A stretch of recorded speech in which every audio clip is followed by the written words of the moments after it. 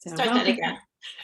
Welcome to Poet in the House for a workshop on docupoetics with Kevin Gallagher. Kevin Gallagher is a poet, a publisher, and political economist living in Belmont. Two of his recent books are And Yet It Moves and Loom from MadHat Press, both of which would be considered docupoetics. He is the publisher and editor of Spoke, a Boston area annual of poetry and poetics. He works as a professor of global development policy at Boston University. So welcome, Kevin. Thank you. Hey, welcome, Mary, and great to see everybody. Thanks for coming out. It's so wonderful to be able to share and engage in this way and be safe. I hope that someday we'll all be able to do these kinds of things together and feel more safe about it. But on the other hand, it's great that we can all come together in this context.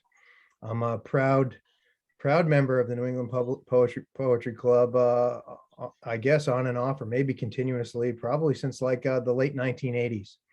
And so it's great to be here. I love this Poet in the House thing. My friend Danielle Legros George did it, and I thought I would propose this one. Mary mentioned that I published a book.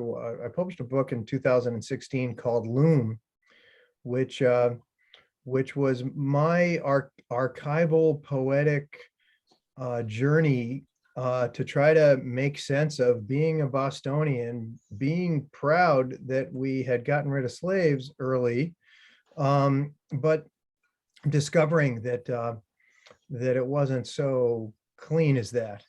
And I went on a personal journey looking through archives and unearthing what turned out to be a series of poems that were almost like period pieces adapted from different parts of history, and in a series of dramatic monologues that told the story of the abolition of slavery in the North, but how especially we in Boston didn't necessarily have as much pride as we might think we need, because the development of the power loom up in Lowell and the industrialization of Massachusetts and later the whole American economy really fueled the cotton planting South and accentuated a new period of American slavery.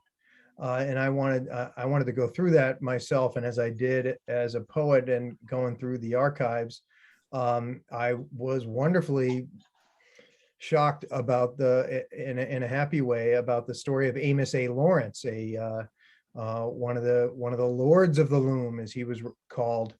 And when he saw that fugitive slaves who were living in Boston were paraded through the streets of Boston before they were caught and taken back to the South and done nasty things to, that when he saw that happen, he put all of his finance and might into the Civil War and abolitionism.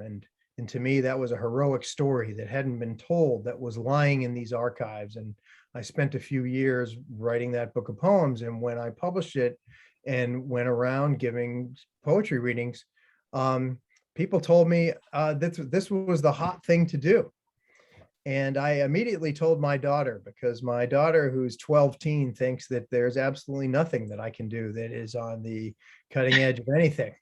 And I personally was inspired by the work of Muriel Rukeyser and Charles Reznikoff and Charles Olson and Susan Howe, but hadn't realized that this is the thing.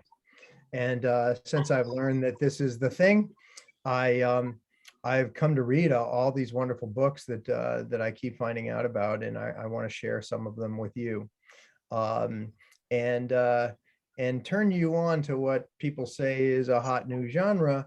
But I'll make the argument, this is basically what poets have been doing since the very beginning.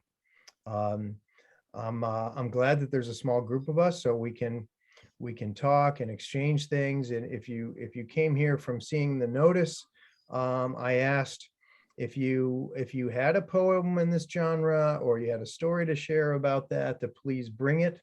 I thought that I put together just a couple slides to give you some context, and I could read a handful of poems from some of these in the historical context, and then we can just open it up and have a conversation, and some of you can share anything that you've brought, or we can just have a conversation if that sounds like a decent agenda for everyone. Maybe 20-25 minutes of me sort of just going over the context and reading a few poems, and then about a half hour or so. I know we have a lot more time, but some people are sick of being in front of Zoom at this point all day, so we can play it by ear and let it go for as long as it goes. Does that sound like a decent plan? All right, terrific. Well, let me share my screen here.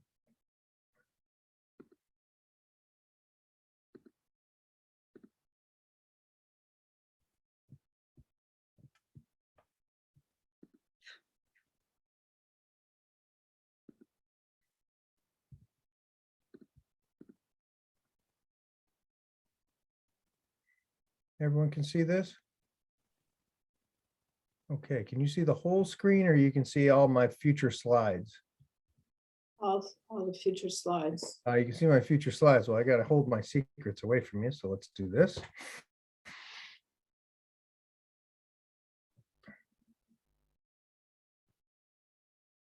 How about now? It's the same for me. Yeah, me too.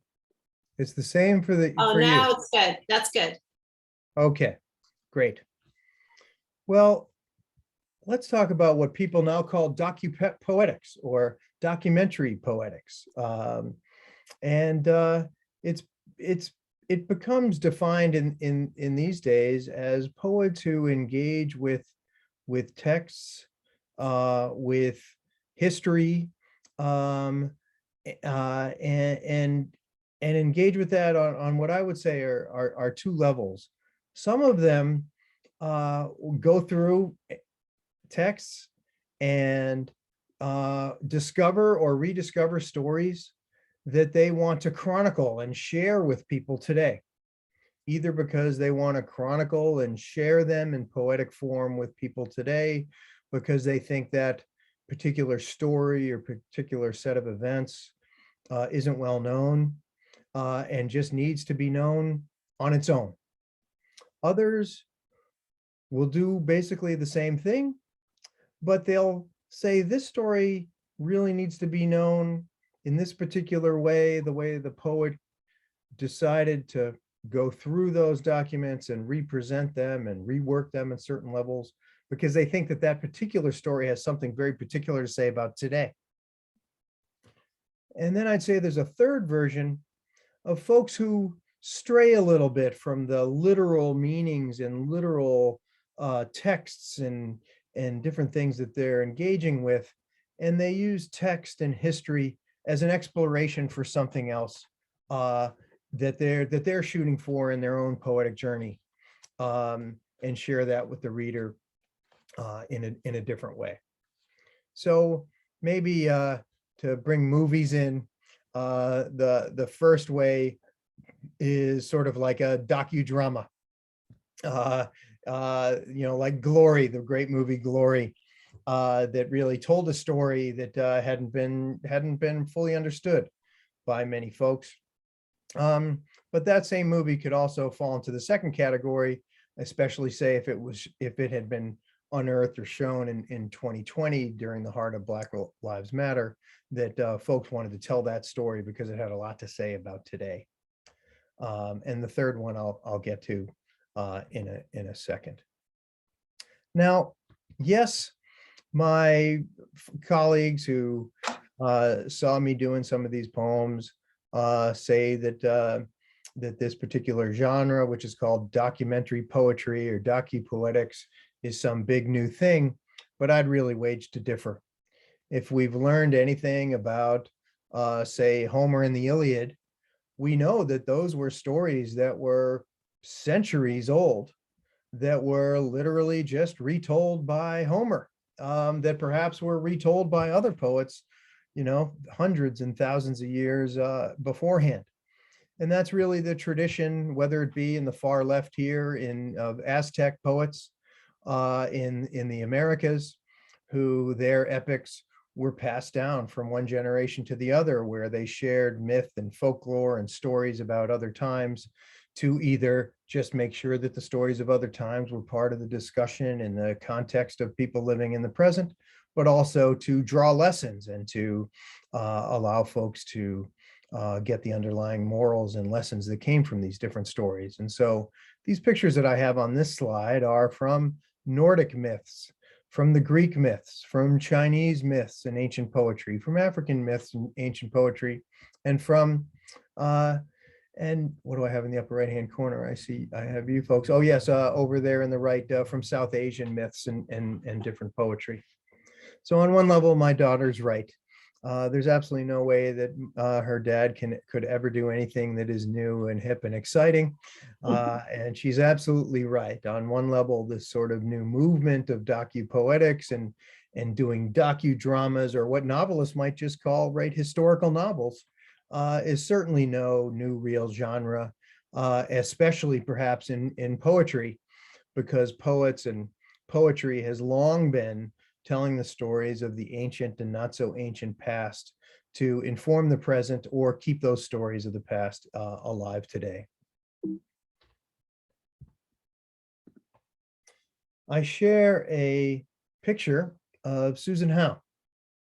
Susan Howe, I believe, is obviously a New England Poetry Club member. I bet many of her ancestors were also New England Poetry Club members.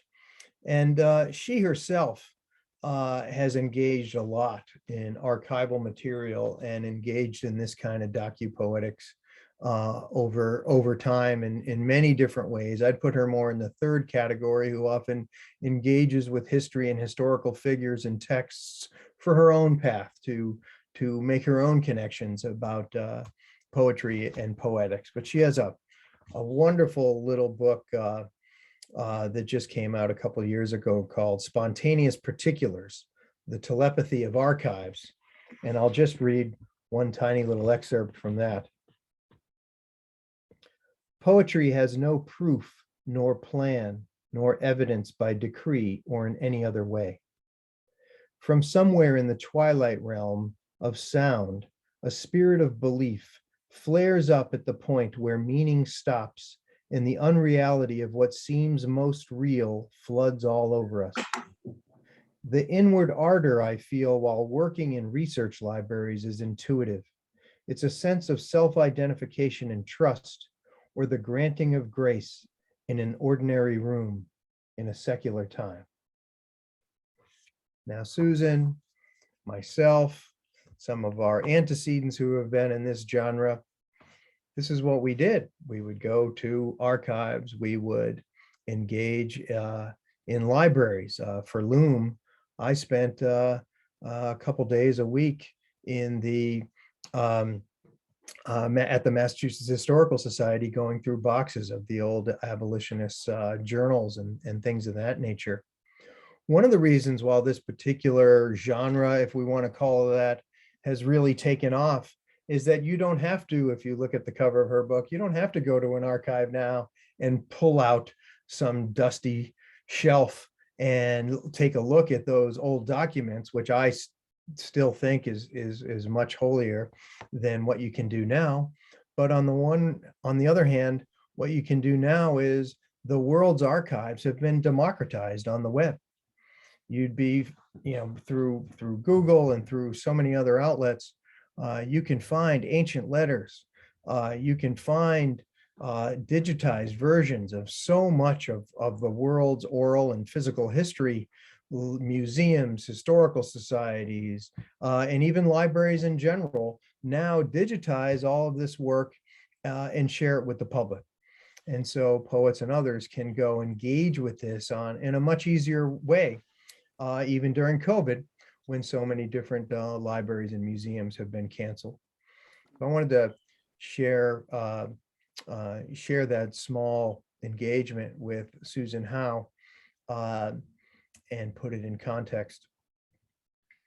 Now, I think, of course, this genre, we'll call that for today's discussion, goes all the way back to ancient epics, and it is really has been something that I think poets can say we've been doing even longer than those historical novelists, and certainly longer than people who have made docudramas in the film world. But it is true that that this line of thinking and this kind of work in modern times is relatively recent, maybe 100 years old. And everybody points to the incredible book by Muriel Rukeyser called US1, which was her second book, that had a incredible long poem called The Book of the Dead, as really being the origin of the contemporary version of what folks now call docupoetics. She would really be considered, if anyone was canonizing these things, would really be considered the mother of the genre. The Book of the Dead was a long poem in her second book called US1, and it really documents, it's one of those chronicles of what was called the Hawk's Nest tunnel disaster in 1931 in and around coal mines in Western Virginia. And she engaged with historical material and archives to tell the story of the workers, of the explosion, to shine light on that particular experience and give life to it in a creative way like no one else than a poet can, and B, to project a certain broader set of conflicts in American society over class power and other aspects of our society that she thought needed to be given life through American language. I'll read one poem from the Book of the Dead, which, if you look at my slide here, this has now become such a new classic that it's just been reissued. That yellow version of that just has the poem, The Book of the Dead, from the larger book US1, has been issued just a couple of years ago from the University of West Virginia Press, ironically, because the region didn't necessarily embrace the poem so much when it first came out many years ago. I'll read the poem called The Disease. This is a lung disease. Silicate dust makes it. The dust causing the growth of. This is the X-ray picture taken last April. I would point out to you, these are the ribs. This is the region of the breastbone. This is the heart, a wide white shadow filled with blood. And here, of course, is the swallowing tube, esophagus, the windpipe, spaces between the lungs, between the ribs, between the ribs. These are the collarbones. Now, this lung's modeled, beginning in these areas. You'd say a snowstorm had struck the fellow's lungs. About alike, that side and this side, top and bottom. The first stage in this period, in this case. Let us have the second. Come to the window again. Here is the heart. More numerous nodules, thicker. See, in the upper lobes? You will notice the increase. Here, streaked fibrous tissue. Indicating?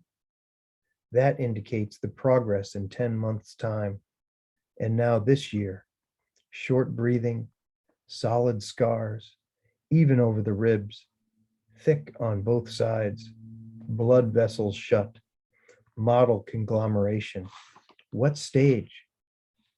Third stage. Each time I place my pencil point there and there and there and there. It is growing worse every day. At night, I get up to catch my breath. If I remained flat on my back, I believe I would die. It gradually chokes off the air cells in the lungs. I am trying to say it the best I can, but that is what happens, isn't it? A choking off in all the air cells? Yes. There is difficulty in breathing. Yes. And a painful cough? Yes. Does silicosis cause death? Yes, sir.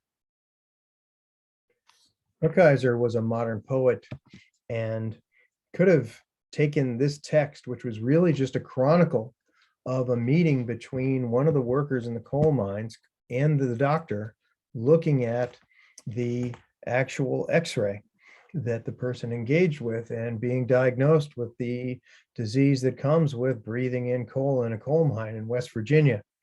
And some poets take that material and just try to reproduce it with hardly any touch. Whereas others like Rukeyser uses it as an inspiration and shares it with us in a different way, right? As a true poet, going deep into it to try to not only have you see and read the recording of what happened that had been unearthed through her engagement with these archives, but also to feel it and to see it not so much as something on the page, but as something that you can see with your eyes closed. If Muriel Rukeyser is the mother of docupoetry in the modern day, Charles Reznikoff is the father. Charles Reznikoff is considered one of the four objectivist poets, or the four core objective poets, and is probably no stranger to many of you. What's interesting is that in his day job, he worked in legal recording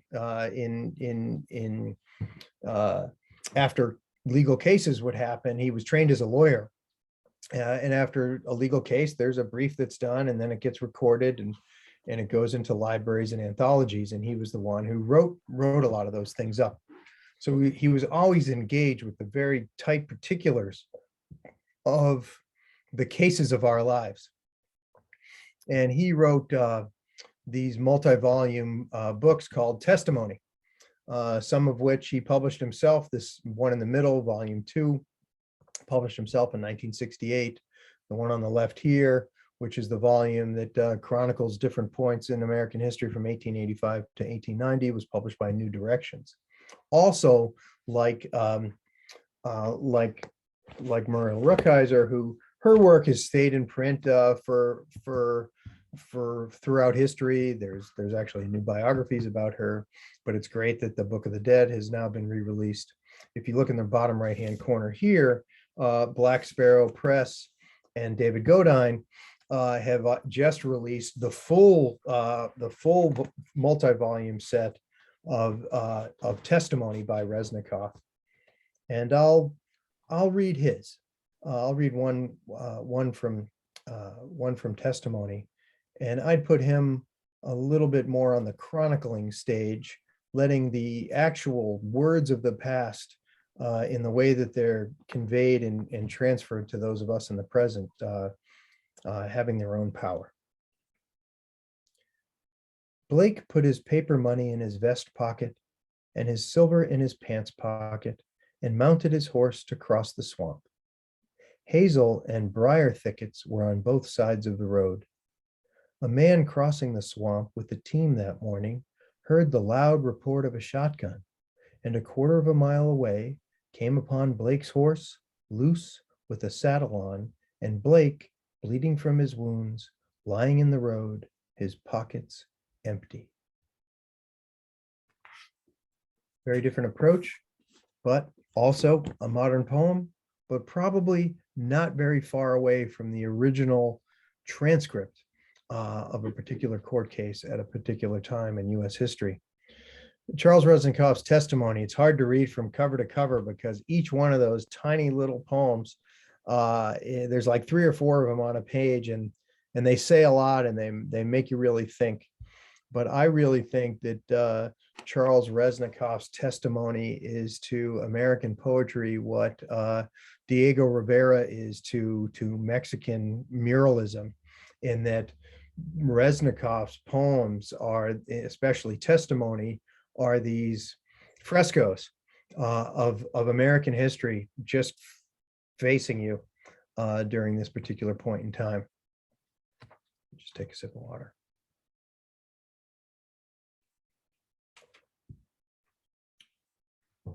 So Muriel Rukeyser and Charles Reznikoff are definitely the two first big modern poets who started engaging in this way. And I put both of them sort of in this genre of chronicling things of the past. Reznikoff, very literal to whatever text he was engaging with, whereas Rukeyser is definitely engaging with older texts, but also meeting it halfway with her own poetic powers and interpreting and resharing it with the reader.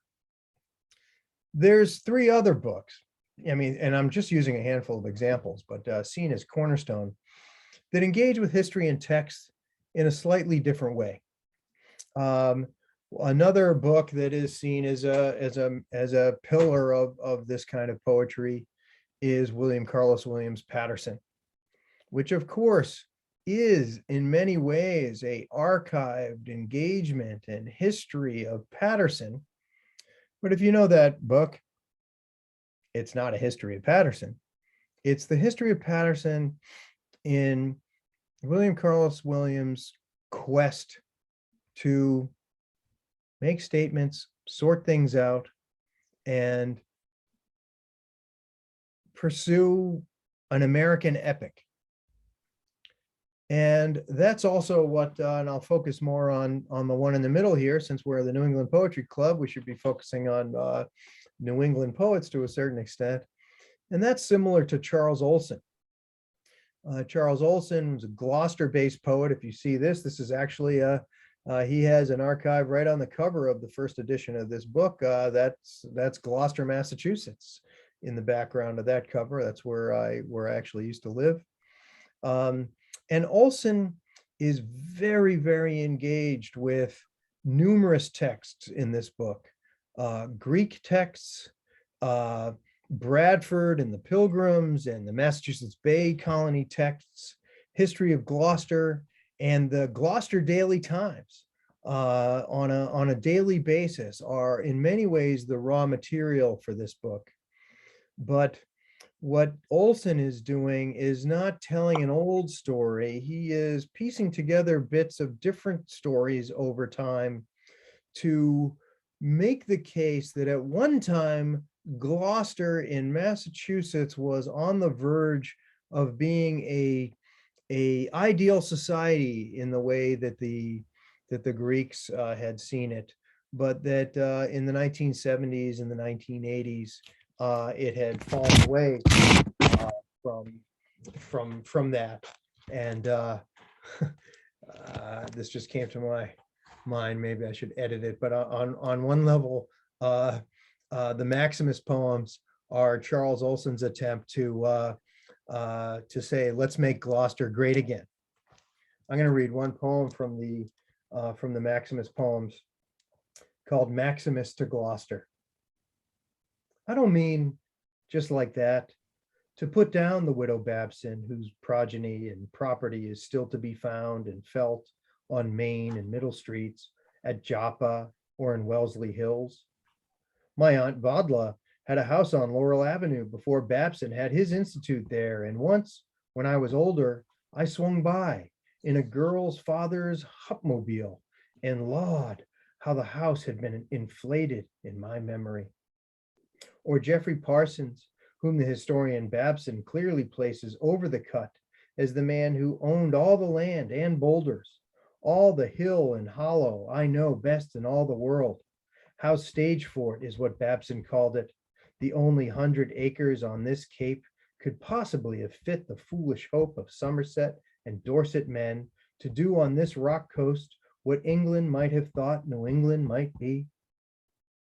But just there lies the thing, that fisherman's field, Stagehead, Stagefort, and now, and all my childhood, a down dilly park for cops and robbers, baseball, fireman's hose, North End Italian, Sunday spreads, nighttime Gloucester monkey business.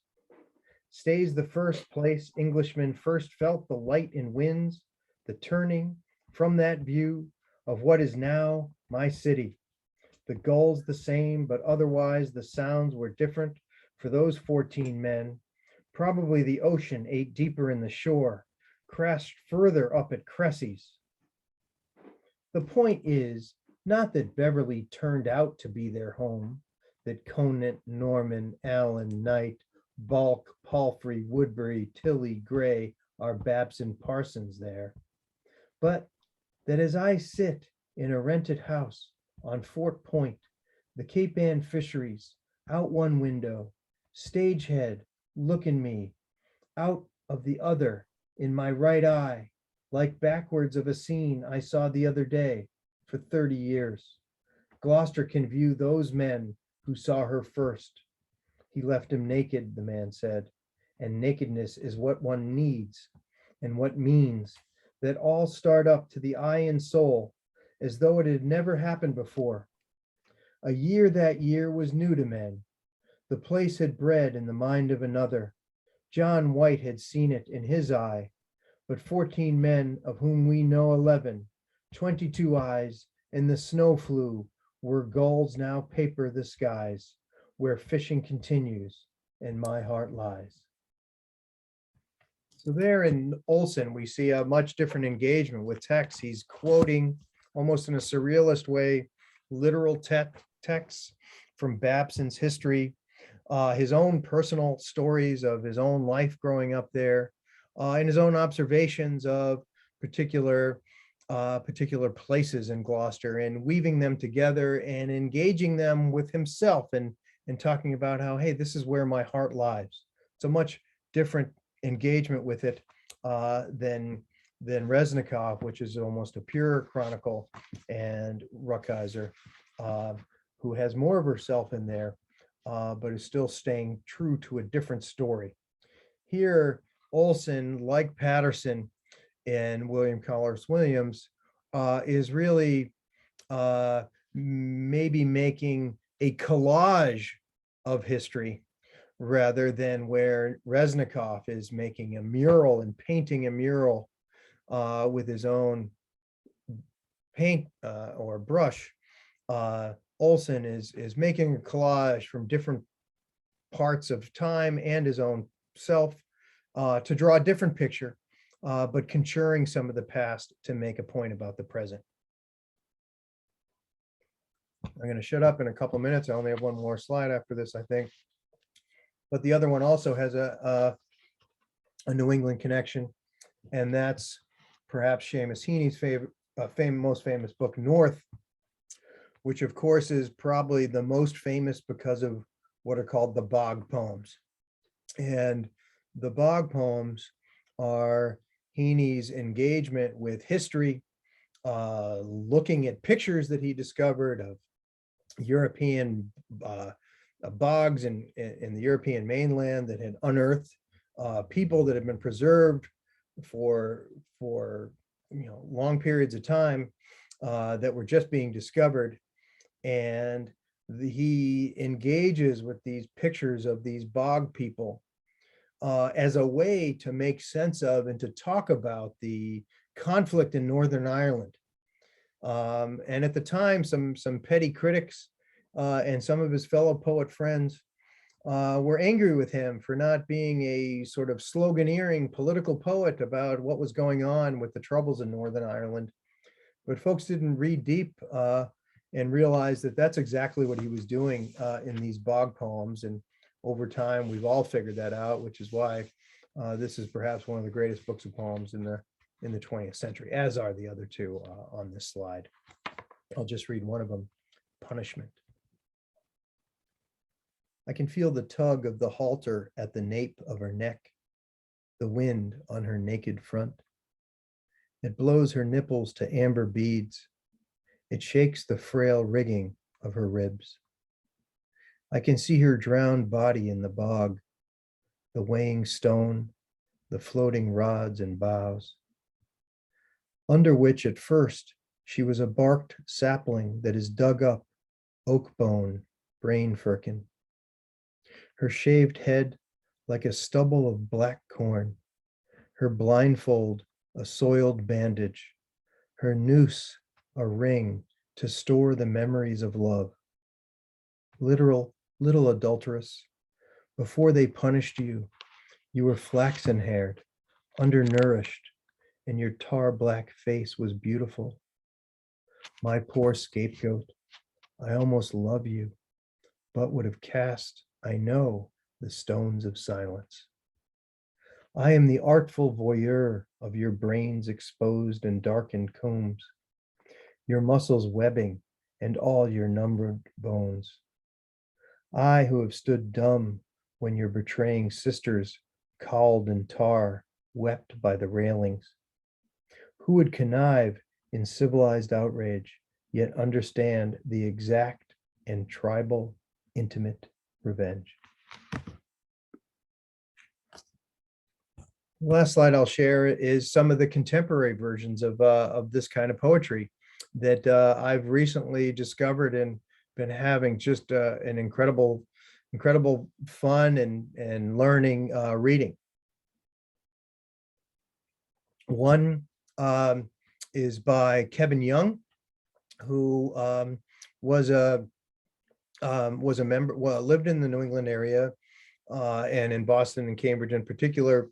I guess quite a while ago in the 1990s, I knew him in this group at the time called the Darkroom Collective. Danielle Legris George, who gave a Poet in the House a couple weeks ago, was also one of the founding members of the Darkroom Collective. I believe Kevin Young is now in the South somewhere, and he's known as a sort of local Louisiana poet. But he published this incredible book called Ardency, which is an engagement of historical text to tell the story, as he says it here in the subtitle, a chronicle of the Amistad rebels. Maybe you've seen the movie with Hopkins about this story, and John Quincy Adams and the role that he plays in it.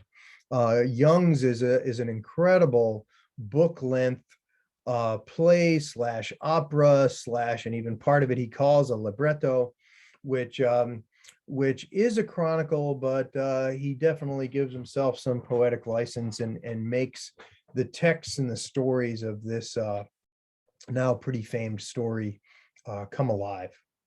Another book in this genre that I would highly recommend is by Layli Long Soldier. She engages with histories of treaties between the United States and Native American tribes over time, and engages them through some wonderful and somewhat experimental poetry about some of the hypocrisies and dichotomies and contradictions and her own interpretations and feelings about that whole history and what that means for her and her own identity in the future of our country. Two incredible books. Since we're here at the New England Poetry Club, I don't know if Layli Long Soldier has New England roots. I mentioned that Kevin Young lived here 30 years ago, but I'll talk about my, and this will be the last one I'll read from, and then we can all engage. I'll talk about my new favorite book in this genre, which I just discovered about a month ago when I read a review of her latest book, which is about W.E.B. Du Bois. This is by a woman, and forgive me if I'm pronouncing her name wrong, which I believe you would say it's called Honorée Fanone Jeffers. Forgive me if I'm getting her name wrong. She, I'll read you her bio from the book. She's a poet whose work examines culture, religion, history, and family. And she, I think she teaches at the University of Oklahoma, where she's a professor of English. This book is called The Age of Phyllis. And she's speaking of, as you might guess from the wonderful painting on the cover, she's talking about our own Phyllis Wheatley. Boston doesn't have too many sculptures of poets, but we have one of Phyllis Wheatley, which we should all be super proud of. This is a fascinating book because it not only has poems like, say, Charles Reznikoff, that, or Kevin Young, that really in a creative way, using some poetic license, take ancient texts and tell the stories of today, excuse me, of that person's time and period to today.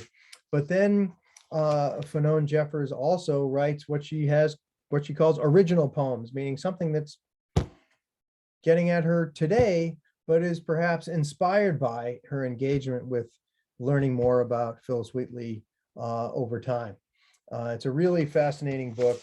Some of the poems will be literal, adaptations of letters that Phyllis Wheatley wrote in, say, August 24th, 1776.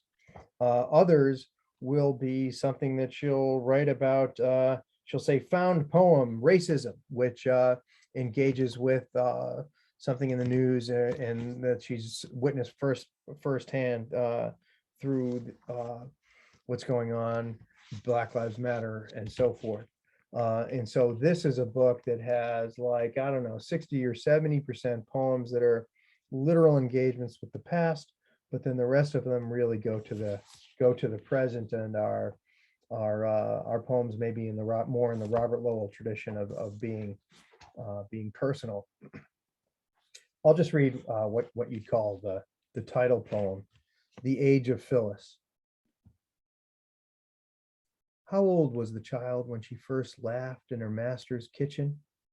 She shouldn't have been eating at the table with the whites, but Susanna might have flouted custom, her woman's heart soft, tender, unboiled meat. When the child was very small, Susanna might have brought her into the dining room, sat her on a stool, placed plain crockery on the child's lap, engaged with her in English, a caged music, but soon that would end. The child was enslaved. She'd need to learn of sin, of Cain. What was the time when she answered to her new name? She would have stopped saying those syllables in her own language. Enough punishments, but hopefully no whippings, would have broken her boldness, the kissing of teeth in imitation of her nation. When did she learn that white women take care in this world, but Black women walk barefoot on glass? And what was the age of Phyllis when she stopped turning east, thinking of water in faithful bowls of her parents, of love only ending in death? There is no such age. There never will be, though a sister's mouth might tell you lies. If I may end before we have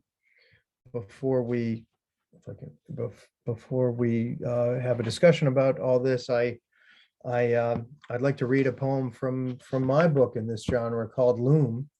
I have a new book that is out on pre-order called And Yet It Moves, which is my historical journey through the age of the Medici, who in Renaissance Florence in the beginning were big patrons of the arts, and particularly Galileo, but then became more and more power hungry and took over the papacy, and then turned their backs on Galileo and science in general, so much so that he was eventually jailed for life.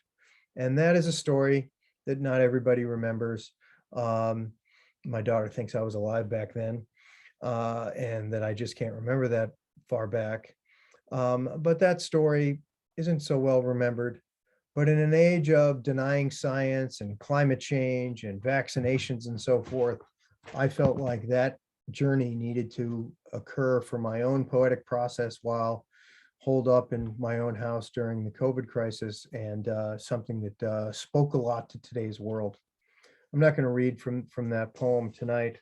What I'll end with is from Loom, which tells the story that I told you as I opened up this session. The poem I'll read is called Turnout, and the power looms and the textiles mills up in Lowell, in their early renditions, had this fun deal with all the farmers of Boston and New England that they told the farmers, hey, your daughters are, just doing nothing on the farm, and you don't know what they're, you don't know what they're up to. Why don't you send them here? They can work in our factories. We'll make sure they're home at 7, and we'll keep good care of them. While they were at the same time, and you can see these posters and all these advertising texts up at the Boot Cotton Mill, which is now a National Historic Monument and a museum. But they tell the women, hey, come to the big city of Lowell. You can party all night. You go out on the weekends. You go to the movies. You have your own paying cash. And you don't need to ask your dad for everything. And those two experiences were interesting. In the very beginning of the American capitalism in general and industrialization in these textiles mills, all the workers were women. And that's often forgotten. But these women also didn't like their working conditions in many cases. And some of the first strikes in the nation were in the Lowell and Lawrence textiles mills. And women don't often get the credit for therefore really being the beginning of the American labor movement. And so this poem, called Turnout, which is the word that they would use for the word strike, is adapted from a speech or a call that a woman named Harriet Hanson Robinson, who of course later in her life becomes a major person in the women's suffrage movement. Turnout. When the cotton is all spun and all our work is done, the boss man takes the money and we get close to none. Now they want to cut our wages, make us pay our own board. We have to show our faces in the name of the Lord. I know what I have to do. I am going to turn out. I ask that you will join me too. March with me and shout. Ah, isn't it a pity that such a pretty girl as I should be sent to the factory to pine away and die? Oh, I cannot be a slave, for I am so fond of liberty that I cannot be a slave. No, I cannot be a slave. Thanks so much. That's sort of my background opening of this space or genre, if that's what you want to call it.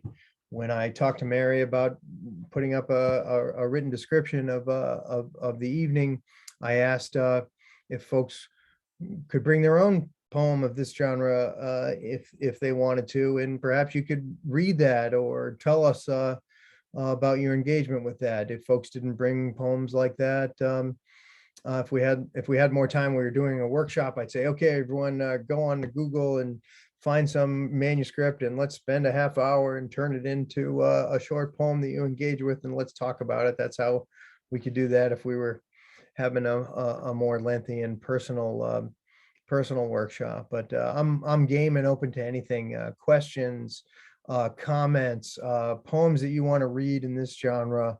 You name it, and Mary, you tell us when to stop.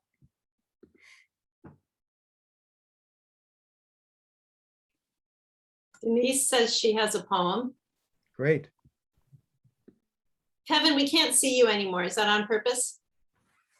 No, it's not on purpose. I'm sorry. Let me,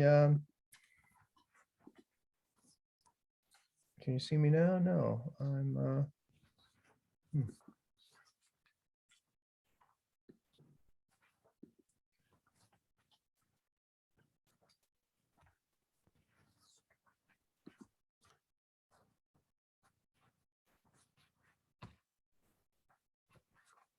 how's that? Okay. Wait.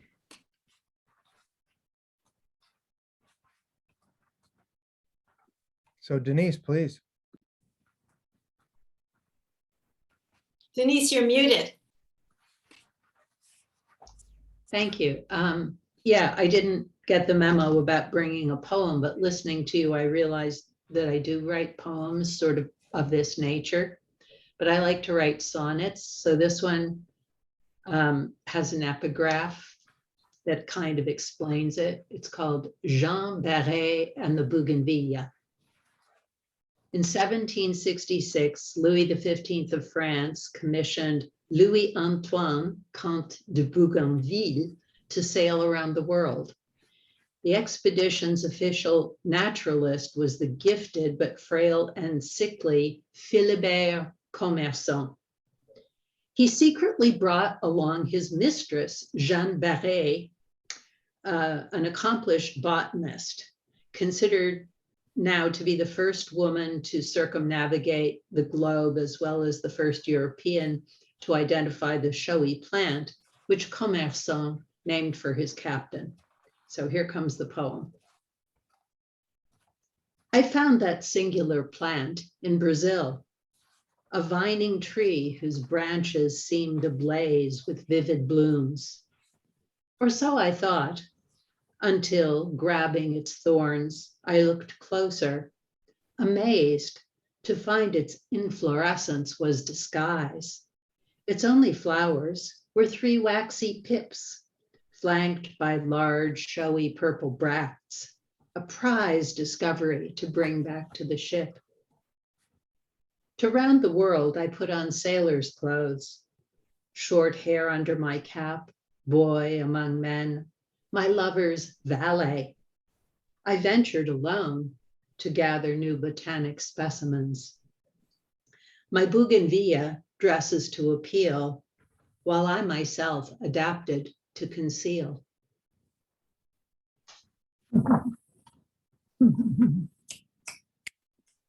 That's great, Denise.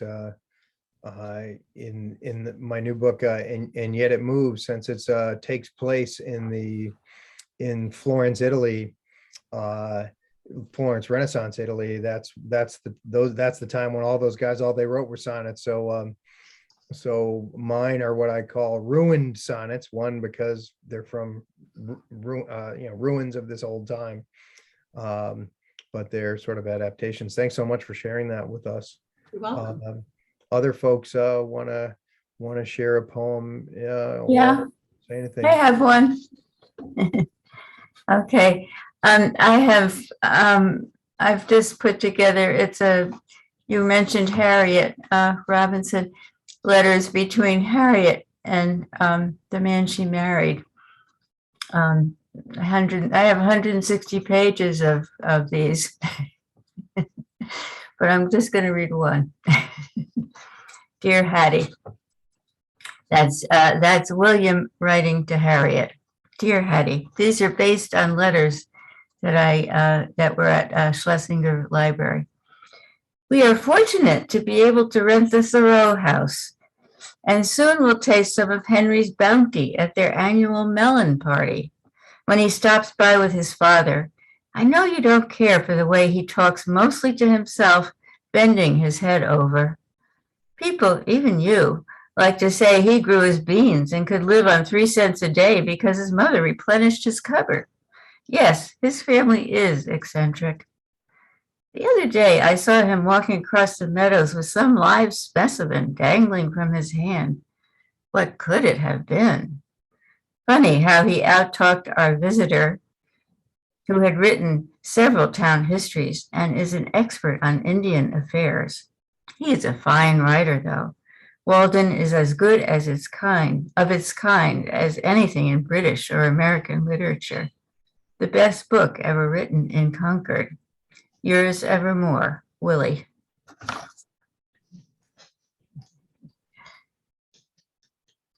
Yeah. That's wonderful. So you've been engaging. You go online to get these. No. I went to the Schlesinger Library and I photographed 700 pages. All right, we won't tell the librarian, but I guess it's probably free anyway. So that's great. So we'll tell my daughter that you're at the cutting edge too.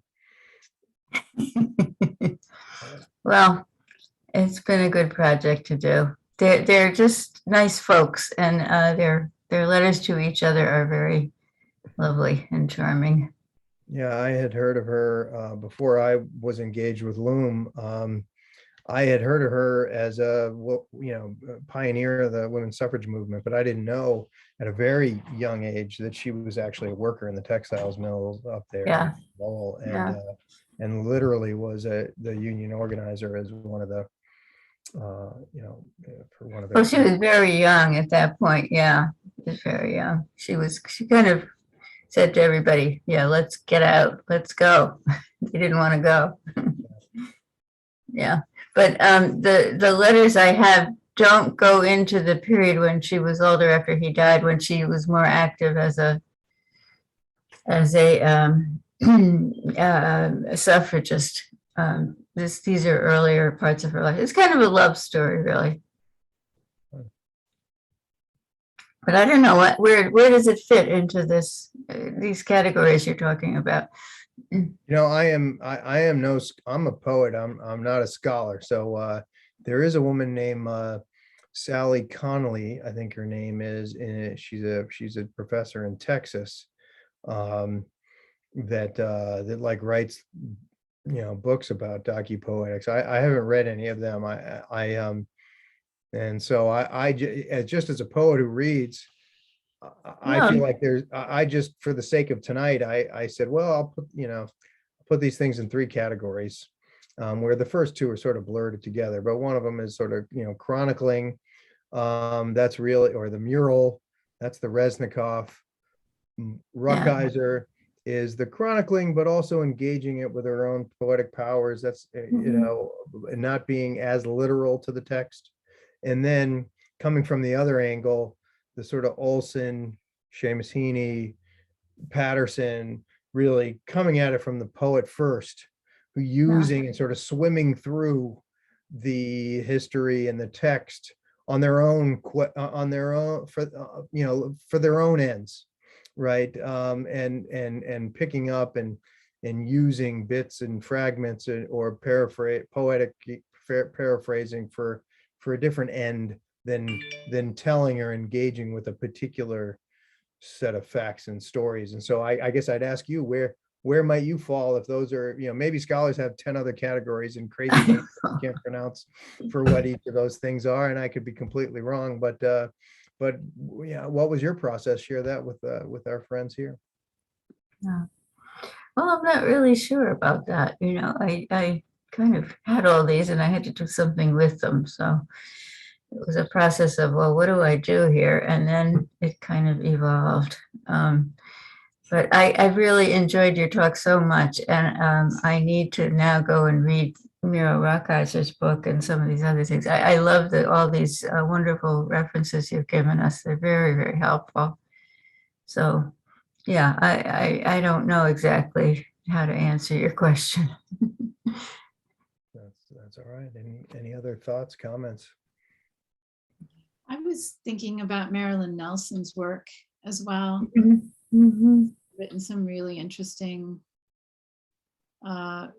pieces that I know personally I've learned from. So I really do love her crown of sonnets for Emmett Till. If you haven't seen those, they're just exquisite and devastating. It's really, really beautiful. I'm wondering what you see as some of the kind of, I don't know, potholes, or what are some things that a poet who's doing docupoetics needs to kind of watch out for? Have you seen any failed docupoetics? Anybody? Yeah, I'd say about 30 of the 75 pages of each of my books are failed. I think that our job as poets, is to put the poetry first. And Randall Jarrell hated this stuff. He hated Rukeyser. I mean, he came from a different space. Anyway, I'm personally not a huge fan of him, but I think he had some points here. He said, why shouldn't I just go to the original? And I think that's the thing that the poet has to ask herself or himself at the end of every line, right? Am I just chronicling and telling people a story? Well, why don't you have a glass of wine at a dinner table and tell people they should go hang out in the archives? Or heck, just crack their iPad open and go read these things, right? If you're just shining light on something, is that us? Right? I'm no one to tell a poet what is a poetry and what isn't poetry, but critics, that's what they do. And some critics have said one pothole is if it's just the original, then you're a journalist and not a poet. And Randall Gerald called Rukeyser a journalist, not a poet. I would punch that guy in the face if I bumped into him in the street for that and the comments that he made about half the other poets that I've loved my whole life. But critics have their own, heck, to teach your own. And I think if you read, if the poem Disease that I shared with you, that was much more than journalism. You can't go and find that. If you read that, if you found that document and you found that record of that engagement between that patient and that doctor and showing the patient the x-ray that's up there, that's not journalism, that to me was high modern poetry. So but I think that is something that we have to ask yourself. Is it flat? Is it, should you just go to the original? And that the goal of a poet should be poetry, not that there's a specific different definition of what poetry is, but if it's sort of a flat thing that's just New York Times in the 21st century, well, then maybe there's another draft, right? I would say that doesn't mean that genre is wrong, that chew on that line for a little bit longer and make it your own, or act like a surrealist and cut that one line and add a different one and see what it makes, right? That's poetry too. In my space, I again, I don't want to dictate what it is, but I think you can fall into a flat trap, right? Don't make the language flat just to tell the story. And I think maybe you can, if you get into the trap of line by line, you could be flat and just trying to tell a long story. You might have whole poems in there that are more for the story than for the poetry. And I think at the end of the day, you want to ask yourself that at the end of each line, and you want to read each poem on its own, not in a sequence, and read it out to the sky or read it to a group of great people like yourselves and say, is this some poem that I could read without having to tell a half-hour long story to a group of people?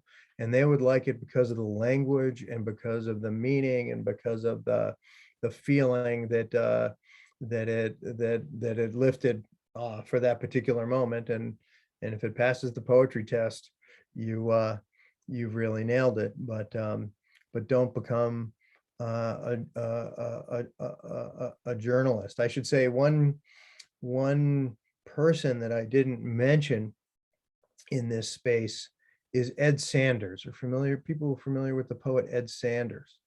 Really interesting person. He is a poet, a biographer. He was a rock star in a band in the 60s called the Fugs. Perhaps outside of poetry clubs, he's most known for his biography of Charles Manson, which was called The Family, which was a bestseller in the 1970s and turned into a film. He dubbed a kind of poetry, maybe I'd say 20 years ago at least, maybe even longer than that, before people started talking about docupoetics, which he called investigative poetry. And he himself has some books in this realm, but to him, that some of these poems are investigating history, investigating text to unearth a truth that we didn't necessarily know at the time, almost as if it's a crime novel, or you yourself are the police person or the investigator out there trying to discover truth from history in a way that people at the time could not, which is also very much in this genre. Sometimes the people use the literary text and some don't. He's often not noted in some of this new stuff, which I tried to read, over the weekend to see what sort of critics and people just writing about this have to say. You don't really see Ed Sanders' work in it, but I think he's got an essay from many years ago called Investigative Poetry, which if you read his personal, I've only read his work, it does try to be that journalist, but it also is the poet. I think if you see the best of these, kinds of things, and my favorite new one is this one on Philip Wheatley, is that they almost have to be like dramatic dialogues, and that's what Holly's doing too, right? She's literally has this conversation going on with people. So you want to lift the life of these folks and try to conjure, copy, add to, project what they said and felt, rather than sort of literally be the history books, because, right, history is just one damn thing after another. Mhm.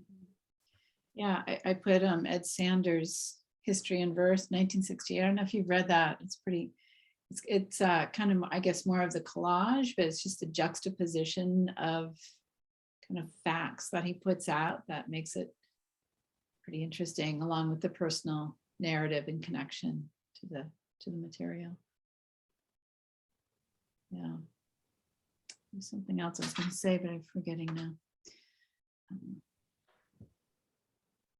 Well, it's been great to engage with all you folks.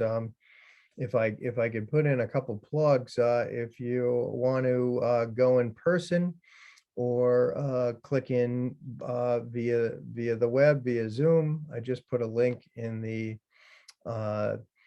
chat here. So as Mary mentioned, I'm an editor of a literary magazine called Spoke. It's a Boston area journal of poetry and poetics. We started at the Boston bombing, and we're now coming out with our 8th issue this Friday, and it'll be at the Grolier. You can go to their webpage and register in person, or you can go to their webpage and register to get a Zoom link and just sit here like we are now and check it out. And on Saturday night, so I guess I should say on Friday night at Grolier, we'll have 4 poets that we're featuring live, but you can engage with it via Zoom. One is Philip Nikolaev. He is a great poet in his own right, but we have a special section of 20 translations by him of Osip Mandelstam, and he'll be reading from his translations of Mandelstam.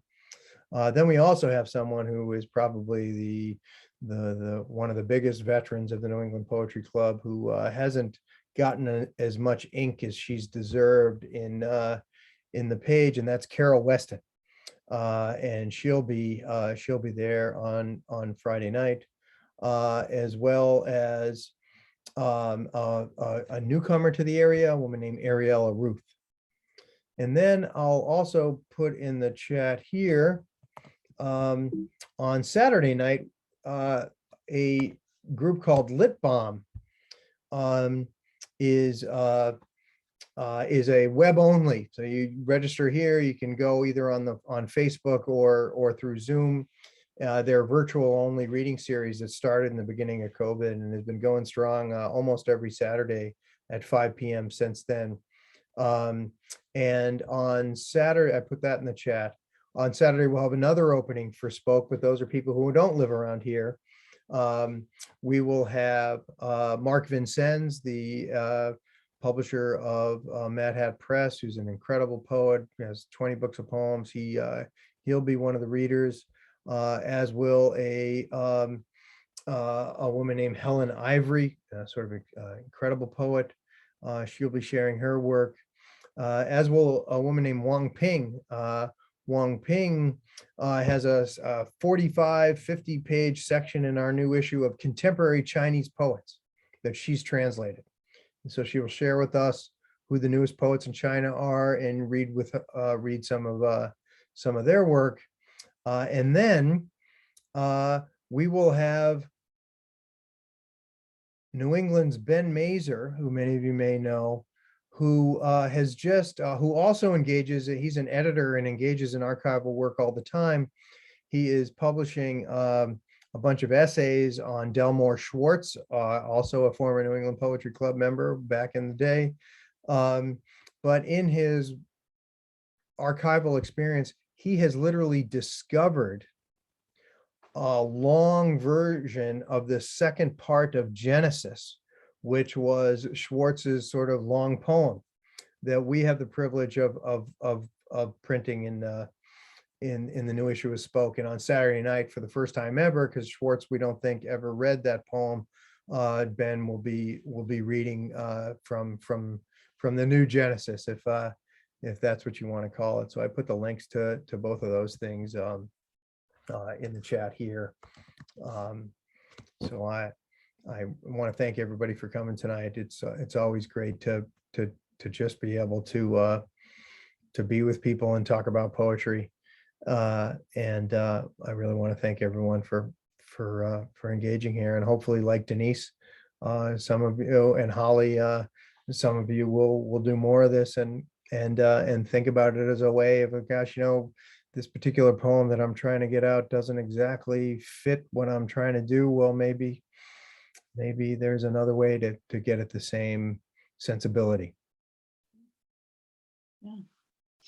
Wow. Well, thank you, Kevin. You've really given us a lot to think about, and some great pointers to similar books as well as your own. And you should actually put a link to your books in the chat for us as well, please. Sure. Let me do that. Hold on.